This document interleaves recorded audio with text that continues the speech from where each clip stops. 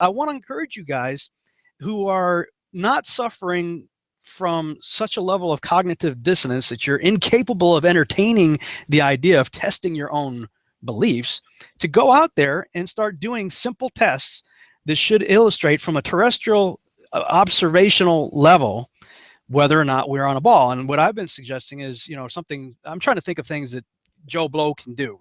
A high powered laser, probably most of us can't do, because it's going to be expensive, for some of us. Although there is this YouTube guy out there, he goes by the name of Jeranism, who got himself a laser and he's been doing some pretty cool tests so far. Check this out. The original experiment was from Monterey or Pacific Grove, California, from Lover's Point, and we were attempting to shoot a 1000 milliwatt laser across the 4-mile stretch to Sand City, California, and a little place called Message Hill. We had tested the laser a few days before just to make sure that it shot across that distance, and it looked like it was absolutely no problem. We saw it reflecting from the hill, which is behind the shore there. So we'd had no issues with the length that the laser would go, and it was definitely bright enough in the night sky. You can see the laser here on the screen is incredibly powerful. I was able to light a match with it and go straight through electrical tape. And there you can see a little diagram from Google Earth of exactly where we were shooting. And the total distance was a little bit over 4 miles. It was about 4.07, I believe. So, we had got there the night of the test, and as I said, fog was thick, so we had to wait a little bit and make sure that we got to nightfall before we tried the test. When we got around to testing, we had somebody waiting on the receiving side, and they had their video camera ready in order to show where the beam hit the shore.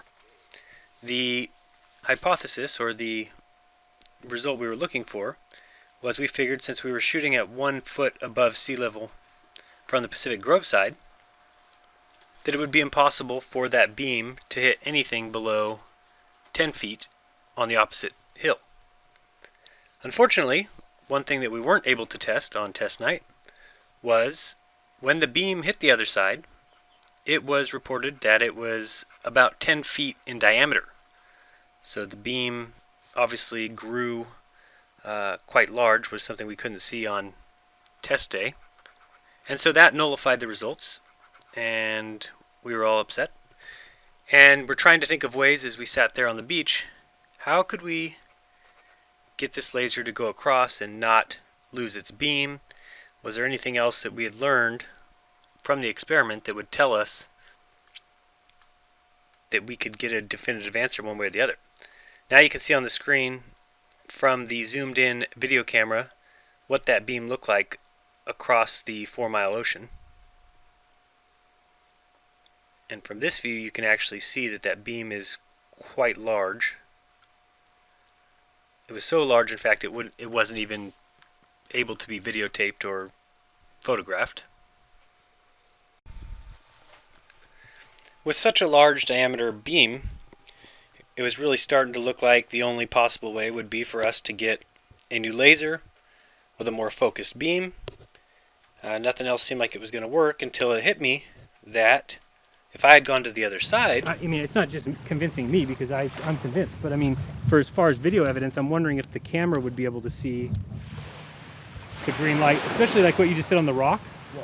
If I come in on this side of the rock and shoot the rock and just make circles with the laser on the rock, if the camera saw that from across the water, if the camera's at water level, Yeah.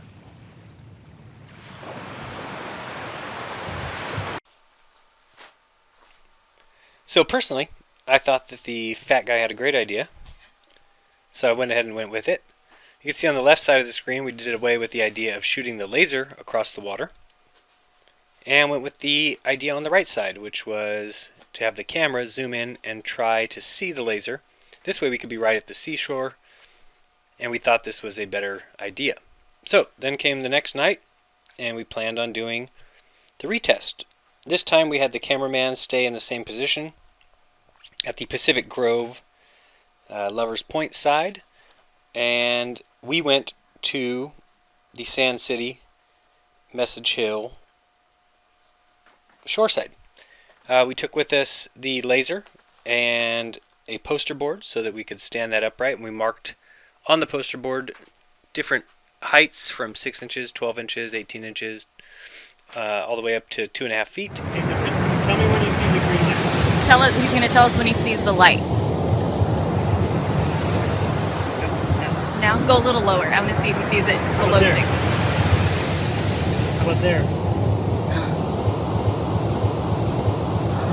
How about there? How about there? That's where he lost it. Right there, you lost it. And here you see it? Those probably waves are getting in the way there. You see it right here?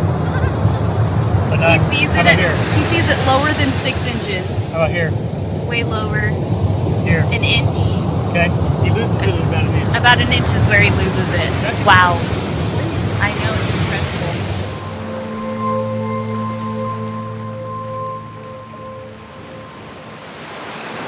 I mean, here he's got a laser reflection 4 miles away, and the camera's picking it up on the other side.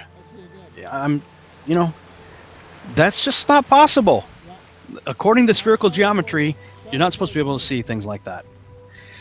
So, I mean, God bless them for being out there doing what they're doing with the lasers. If you guys got the ability to go out and get a laser and do something like that, then I encourage you to do it. But I've been trying to figure ways that, Joe Blow, who doesn't have a lot of money, can go out and do tests for himself. And, most of us have cell phones that have, smartphones, whatever, that have cameras built into them. And you can go to Academy Sports or someplace like that and buy a telescope for $30. Okay, so we're not talking like a ton of money here. $30 to $50, you can get a decent telescope, or even maybe a pair of binoculars or something. And you could go to Home Depot for $10 or whatever and buy a 4x8 sheet of plywood and some paint. And what I'm saying is, look, go out there and use a 4x8 sheet of plywood and paint really brightly colored bands for each foot of the plywood.